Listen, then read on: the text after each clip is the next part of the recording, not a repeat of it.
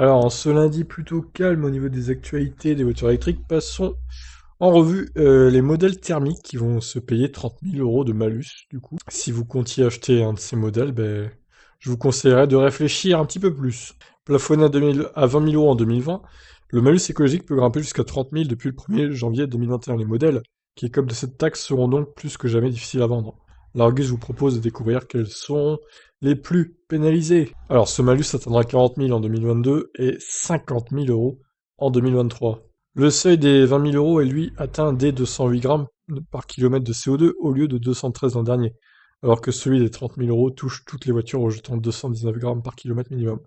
Seule concession du gouvernement, le malus ne pourra plus excéder 50% du prix d'achat du véhicule, mais seulement pour les modèles immatriculés à partir du 1er janvier 2022. En attendant, l'année prochaine, un Toyota Land Cruiser à 39 300 € peut hériter d'une taxe représentant 76% de son tarif, une situation qui attend aussi d'autres 4x4 purs et durs comme les Land Rover Defender et Jeep Wrangler, à moins d'opter pour leur version hybride. De nombreux sportifs comme les Ford Mustang, Jaguar F-Type V8 ou Porsche 718 Cayman et Boxster 6 cylindres sont aussi dans le viseur, absents de notre diaporama, limités aux modèles vendus moins de 100 000 €. Les inaccessibles Ferrari, McLaren et autres Lamborghini à plus de 200 000 ne sont donc pas les seuls à être sanctionnés. Alors, leur diaporama, justement, bah écoutez, on va aller voir directement, ça va être plus simple. Alors, il y aura l'Audi RS Q3 et RS Q3 Sportback. Le prix catalogue 69 000, tu rajoutes 30 000. Ça fait 100 000 € quasiment, du coup, maintenant. L'Audi RS4 qui coûte 95 000 de base. La BMW M550i X-Drive qui coûte quand même quasiment 100 000 € aussi. Le BMW X7 98 000 €. C'est vraiment des voitures statutaires, ça n'a aucun sens quoi. Alors, la Ford Mustang V8, du coup, 48 800 € prix catalogue. Et bah, du coup, elle va coûter 78 000 € maintenant. Coup dur pour la Ford Mustang. Jaguar F-Pace, 71 000 €.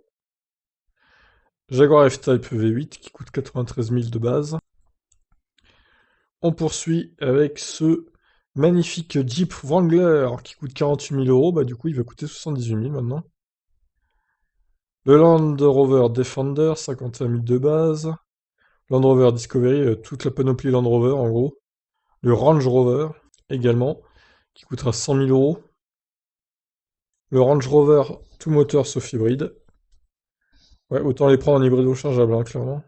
La Lexus RCF, qui coûte 90 000 de base.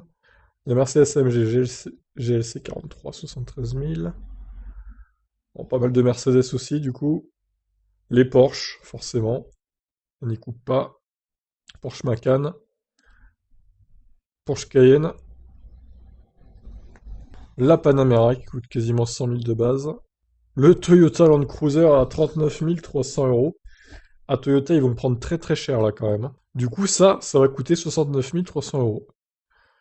Ça ne les vaut pas du tout. Et voilà, fin du diaporama. Je vous laisse donc réagir à ce que c'est mérité ou pas, selon ce qu'on a vu comme voiture. Ciao ciao.